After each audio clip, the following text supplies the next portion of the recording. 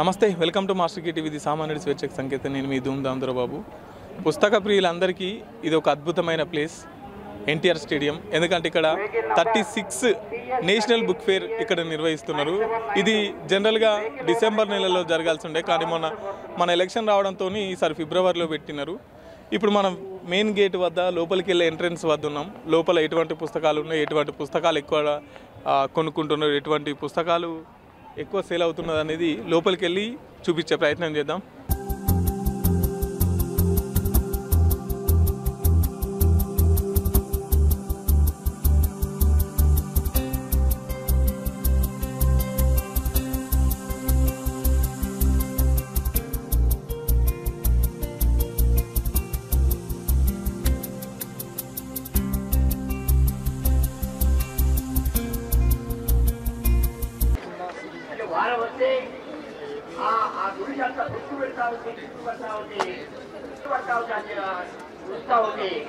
ఈ కళలు పెట్టి జీవితాన్ని అలవీశారు. ఆ ఇంట్లో ఉన్నటువంటి నీళ్లు ఆ వాడపట్టి పెట్టండి. ఇంకొక 2 లైన్లు ఎగుళ్ళు భారంగా బీటీ సారు తీసిపెట్టి లేపితే అంటే ఎదురు 20-30 ఏళ్ల క్రితం అనుభవించినటువంటి ఆ జీవితాన్ని, ఆ కష్టాన్ని, ఆ హాస్టల్లో పక్కన పెట్టి వాళ్ళని చూస్తున్నారు కదండి. ఇక్కడ మొత్తం 360 స్టాల్స్ ఏర్పాటు చేసినారు. మొదట ఎంట్రెన్స్తోనే ప్రభుత్వానికి సంబంధించి గవర్నమెంట్ పథకాలకు దానికి సంబంధించి ఉన్నది. ఆ తర్వాత వస్తుంటే ఇక్కడ గద్దర్ జీవితానికి సంబంధించి, గద్దర్ పాటకు సంబంధించి, గద్దర్ది కూడా ఒక స్టాల్ ఏర్పాటు చేసినటువంటి పరిస్థితి. పాటకు జీవకణం, అలాగే గద్దర్ ఇంతకుముందుకు పాత చిన్న పుస్తకం చూసి ఉంటాం, తరగనిగానే. ఇప్పుడు మొత్తం దాన్ని పూర్తి స్థాయిలో మొత్తంగా కూడా పెద్ద మొత్తంగా ఒక పుస్తకాన్ని, ఆయన సాహిత్యాన్ని బయట ప్రజలకు అందించేటువంటి పరిస్థితి. అక్క, ఎట్లా పుస్తకాలు గద్దర్ అన్న చరిత్రను తీసుకుంటున్నారా? తీసుకుంటున్నారండి. ఎంత ఈ పుస్తకాలు? 500 రూపీస్ ఈచ్. 500. ఇప్పుడు ఇంత ముందుకు గద్దర్ అన్న తరగని కానీ అంటే చిన్నది ఉండే కదా, అవును. ఇప్పుడు ఇది మరి ఇంత లావు ఉన్నది. ఇది కొత్త పుస్తకం, కొత్తగా రిలీజ్ చేశారనమాట ఈ పుస్తకం. ఎటువంటి టైప్స్ ఆఫ్ పుస్తకాలు ఉన్నాయి గద్దర్ సంబంధించి? 2 పుస్తకాలు ఉన్నాయి ప్రస్తుతం. ఇదేమో పాటల పుస్తకము, ఇది పాటకు జీవకణమేమో పాటల పుస్తకము, అదేమో సాహిత్యం అన్నది తరగని గని. అది పాట ఎలా రాయాలి, సాహిత్యం దానికి సంబంధించి. ఎగ్జాక్ట్లీ. ఇది రాసిన పాటల పుస్తకం. అవును అవును. గద్దర్ అన్న మొత్తం పాటలు ఇందులోనే ఉన్నాయండి. చూస్తున్నారు కదండి, గద్దర్ అన్న చరిత్ర అంటే ఇంత పెద్ద చరిత్ర, ఇన్ని పాటలు రాయడం. అక్క, థ్యాంక్ యూ అక్క.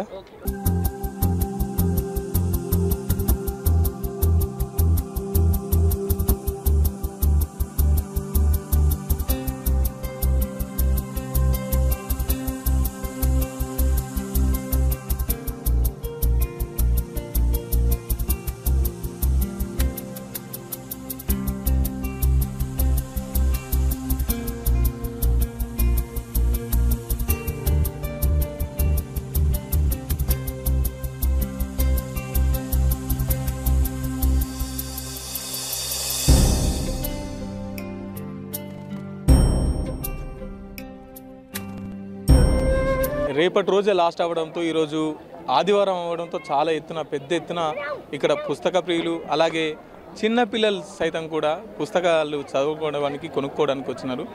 ఇక్కడ స్కూల్ విద్యార్థులు ఉన్నారు, వాళ్ళతో మాట్లాడే ప్రయత్నం చేద్దాం. ఏం పేరు తమ్మి? ప్రణవ్. ఎంత చదువుతున్నావు? 4th. ఇప్పుడు మొత్తం అంతా ఫోన్లలోనే నడుస్తుందిగా, రీల్స్, టిక్ టాక్స్, సిలబస్లు కూడా ఫోన్లలోనే వచ్చినాయి కదా. ఇప్పుడు మీరేంటి పుస్తకాలు కొనికి వచ్చినారా? కొన్నావా ఏదైనా పుస్తకం? ఏ పుస్తకం? మహాభారతం చదువుతావా? ఏమవుతావు పెద్ద అయినాక? ఆర్మీ అవుతావా? ఓకే. ఎంతమంది వచ్చారు మొత్తం? 43. మీ పేరు తమ్మి? శ్రీశాంత్. శ్రీశాంత్. ఎంత చదువుతున్నావు? 6th. ఎట్లా, నీకు పుస్తకాలు అంటే ఇష్టమా, సెల్ ఫోన్లు అంటే ఇష్టమా? పుస్తకాలు అంటే చదువుతావు బాగాను? ఎంత చదువుతున్నావు? ఏ క్లాస్? 6th. ఏం పుస్తకం? నేనా? మహాభారతం. మీరంతా మహాభారతం ఉన్నారా?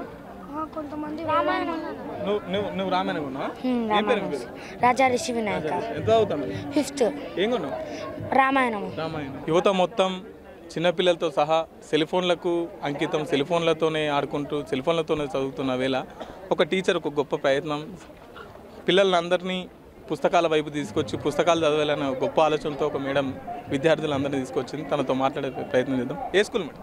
SPR semi residential Kalvakurthy. Kalvakurthy. అక్కడ నుండి ఇక్కడికి వచ్చినారా? అవునండి. ఎంతమంది విద్యార్థులు? 43 మెంబర్స్. మీ స్కూల్లో ఆన్లైన్ క్లాసెస్ ఏమి ఉండవా? ఆన్లైన్ క్లాస్ అంటూ ఏముండవు.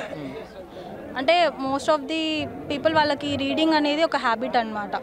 సో రీడింగ్ చేస్తూ ఉంటేనే మనకి లాంగ్వేజ్ వస్తుంది అన్న దాంతో వాళ్ళు ప్రతిరోజు 1 అవర్ రీడింగ్ ఉంటుంది. సో అట్లా వాళ్ళ ఇష్టంతో బుక్ ఫేర్కి తీసుకొని వచ్చినాం. వీళ్ళు పిల్లలు ఎక్కువ ఏ పుస్తకాలకు ఇంట్రెస్ట్ చూపుతున్నారు? మోరల్ స్టోరీస్ అలా. వీళ్ళందరికీ మహాభారతం భగవద్గీతలోని శ్లోకాలు కూడా ఇంట్రెస్ట్ అనమాట. చాలా అందరూ చెప్తారు కూడా. సో అట్లా ఇక్కడికి వచ్చినాక కూడా ఇంకా మహాభారతం భగవద్గీత గుణాలను కూడా వాళ్ళు చాలా ఇంట్రెస్టింగ్గా చూస్తున్నారు. ఇప్పుడు వీళ్ళు చిన్న పిల్లలు, రేపటికి దేశానికి ఉపయోగపడే యువత. వీళ్ళను భగవద్గీతలని రామాయణం అని చదవాలి, కానీ ఎక్కువ నైపుణ్యత జ్ఞానం వైపు నడిపించాలి కదా. మళ్ళీ ఈ సంస్కృతి మొత్తం భారతం, ఈ హిందూ సంస్కృతి సాంప్రదాయం కాకుండా జ్ఞానం వైపు నడిపిస్తాము. అట్ ద సేమ్ టైం మన సంస్కృతి ఏంటో కూడా తెలియాలి కదా. జస్ట్ తెలియజేస్తాం, మొత్తం అదే చూడాలని కాదు. జస్ట్ వాళ్ళకి ఇదంటూ ఒకటి ఉంది అని తెలియజేద్దామని అంతే.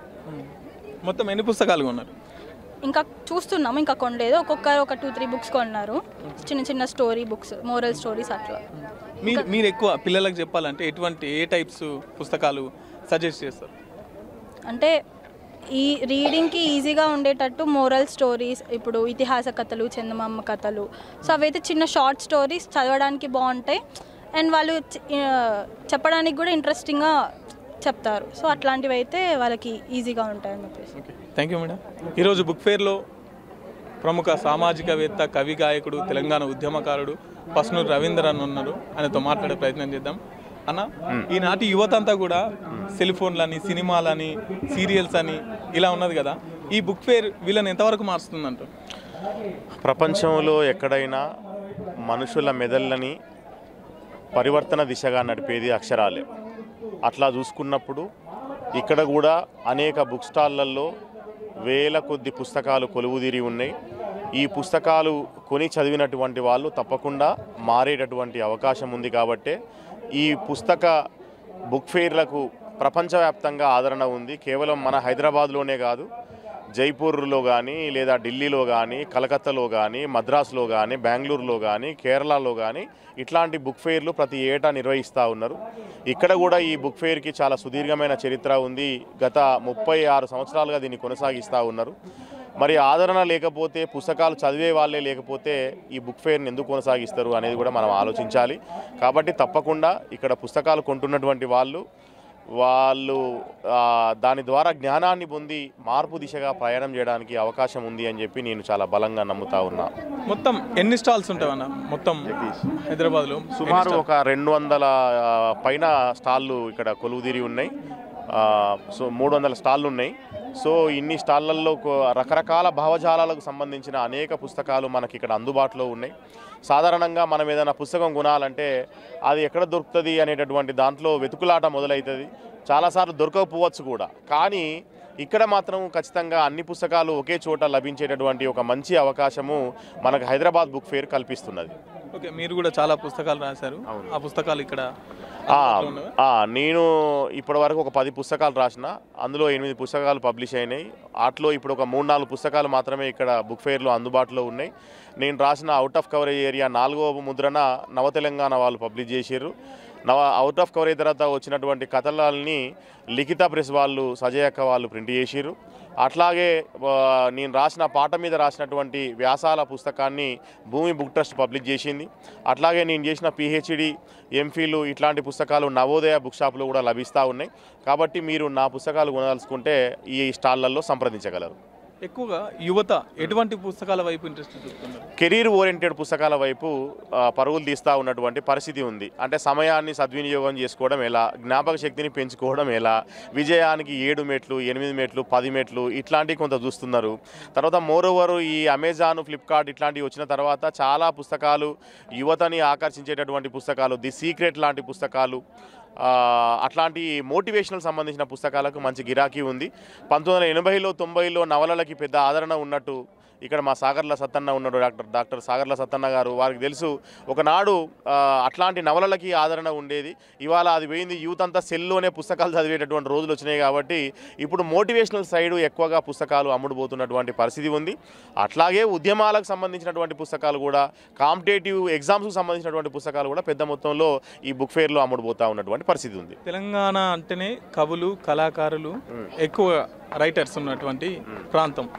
అటువంటి ఉద్యమకారుల చరిత్రలు కానీ, అలాగే పాటలు కానీ, ఉద్యమానికి సంబంధించినవి కానీ అటువంటివి అందుబాటులో. మిత్రుడు కోయా చంద్రమోహన్ గారు తెలంగాణ బుక్ ట్రస్ట్ అనే దాన్ని ఒకటి ఏర్పాటు చేశారు. దాంట్లో తెలంగాణ సంస్కృతి, సాహిత్యము, చరిత్ర, రాజకీయాలు అనేటటువంటి అనేక అంశాలకు సంబంధించిన పుస్తకాలు అక్కడ విరివిగా లభిస్తూ ఉన్నాయి. మనం తెలంగాణ గురించి తెలుసుకోవాల్సినటువంటి విషయాలన్నిటి పట్ల ఆ స్టాల్లో మనకు అనేక పుస్తకాలు లభించే అవకాశం ఉంది. అట్లాగే హైదరాబాద్ బుక్ ట్రస్ట్ వంటివి కానీ, నవోదయ బుక్ ట్రస్ట్ వంటివి కానీ, నవ తెలంగాణ, నవచేతన కానీ ఇట్లాంటి వాటన్నిట్లలో తెలంగాణకు సంబంధించిన చరిత్ర, రాజకీయము, సంస్కృతి, సాహిత్యము ఇట్లాంటి వాటన్నిటి పట్ల మనకి ఇవాళ చాలా పెద్ద మొత్తంలో లిటరేచర్ అందుబాటులో ఉంది. కాబట్టి పాఠకులు వాటిని కొన్ని చదవాల్సిందిగా నేను పిలుపునిస్తా ఉన్నా. చివరిగా మా మాస్టర్కి టీవీ ప్రేక్షకులు కావచ్చు, సమాజానికి కావచ్చు, బుక్ ఫేర్ గురించి చెప్పాలంటే ఏం చెప్తారు? బుక్ ఫేర్ అంటే అదే ఇప్పటిదాకా చెప్పినట్టు మన మెదళ్ళని సానబెట్టి పరివర్తన దిశగా నడిపించేటివి అక్షరాలే. ఆ అక్షరాలు ఒకే చోట కుప్పబోసినట్టుగా ఇక్కడ ఒక పుస్తకాల పండుగ జరుగుతూ ఉంది. ఏటా లక్షలాది మంది దీన్ని సందర్శించి పుస్తకాలు కొంటా ఉన్నారు. కాబట్టి ఇవాళ మన ఇళ్లల్లో ఉండాల్సింది పవిత్ర గ్రంథాలు మాత్రమే కాదు, మన ఇళ్లల్లో మంచి జ్ఞానాన్ని అందించేటటువంటి పుస్తకాలు ఉండాల్సినటువంటి అవసరం ఉంది. బాబాసాహెబ్ అంబేద్కర్ చెప్పిండు, హ్యూమన్ యొక్క మైండ్ని కల్టివేట్ చేయడమే ది అల్టిమేట్ ఎయిమ్ అని చెప్పిండు. సో కాబట్టి అట్లా మనుషుల యొక్క మనస్తత్వాల్ని మార్చి విశాలంగా వాళ్ళని తయారు చేయడానికి ఈ పుస్తకాలు ఉపయోగపడతాయి. అందులో భాగంగా ఇక్కడ ఈ బుక్ ఫేర్ని ఉపయోగించుకొని మంచి పుస్తకాలు కొనుగోలు చేసి పబ్లిషర్స్ని ప్రోత్సహించాలని, రచయితల్ని ఆదరించాలని మాస్టర్ టీవీ ప్రేక్షకులందరినీ కూడా కోరుతా ఉన్నా. Thank you. కవి, రచయిత, విమర్శకులు సాగర్ల సత్తన్న మనతో ఉన్నారు. అన్నతో మాట్లాడే ప్రయత్నం చేద్దాం. అన్న ఇప్పుడు ఫోన్ వచ్చి ఇంటర్నెట్ ఫ్రీ 2GB 3GB వరకు రీఛార్జ్ చేసుకొని అన్నీ ఇక్కడ ఎన్ని ఉన్నాయో దీనికంటే ఎక్కువ రెట్టింపు నెట్లో లభిస్తున్నాయి. ఇటువంటి సెల్ ఫోన్ ఉండగా, ఇటువంటి సినిమాలు, ఇటువంటి సంస్కృతి ఉండగా ఈ బుక్ ఫేర్కి అంత ఇంపార్టెన్స్ ఇస్తున్నారంట. సరైన సమయంలో సరైన ప్రశ్న అడిగారు. ముఖ్యంగా ప్రేక్షకులందరికీ నమస్కారం. ఇప్పుడు రావాల్సిన పుస్తకాలు ఇట్లాంటి పుస్తకాలు ఆఫ్లైన్. ఎందుకంటే ఆన్లైన్ ప్రపంచంగా మారుతున్న ఈ రోజుల్లో పిల్లలను పుస్తకం వైపు మళ్లించాల్సిన అవసరం ఉంది. ఒక ఉపాధ్యాయుడిగా నేను, నాలాంటి అందరూ ఉపాధ్యాయులు తరగతి గదుల్లో ఇప్పుడు చేస్తున్న పని ఏంటంటే పిల్లలను సెల్ ఫోన్ వైపు నుంచి పుస్తకం వైపు ఎట్లా మళ్లించాలి అనే ప్రయత్నం అనేది జరుగుతున్నది. దానికి ముక్కామల జానగ్రామం నల్గొండ జిల్లాలో ఒక టీచర్, ఈ టీచర్ ప్రత్యేకత ఏంటంటే 35 మంది బాల రచయితలను తయారు చేసిండు. అట్లా ఆఫ్లైన్ వల్ల లాభం ఏంది, ఆన్లైన్ వల్ల నష్టమేంది ఈ పుస్తకం చదివితే తెలుస్తుంది. ఇట్లాంటి పుస్తకాలు కోకోలలో ఈ పుస్తకాల పండుగలో మనం ఈరోజు చూస్తూ ఉన్నాం. అన్న పస్నూర్ అన్న చెప్పినట్లు వాస్తవంగా ఇప్పుడు యువత కానీ, విద్యార్థులు కానీ ఎప్పుడైతే పుస్తకం వైపు మల్లుతారో అప్పుడు మాత్రమే ఒక విజ్ఞానవంతమైన సమాజం నిర్మించబడుతుంది. ఆ దిశగా ఇటువంటి పుస్తకాల పండుగలు విరివిగా జరగాలి. ఇది కేవలం ఒక హైదరాబాదులో కాకుండా జిల్లా కేంద్రాల్లో కూడా జరగాలని మనస్ఫూర్తిగా కోరుకుంటున్నా. ప్రభుత్వాలు కానీ, ఈ నిర్వహణ సంస్థలు కానీ ఆ దిశగా కృషి చేయాలి. అప్పుడు మాత్రమే ఈ పుస్తకాల పండుగకు, ఎందుకంటే అందరూ రాష్ట్రానికి రాలేరు. కేవలం దీని మీద ఆసక్తి ఉన్న కొద్దిమంది మాత్రమే. ఇప్పుడు నేను నల్గొండ నుంచి వచ్చిన మిత్రులు ఆదిలాబాద్ నుంచి వచ్చారు.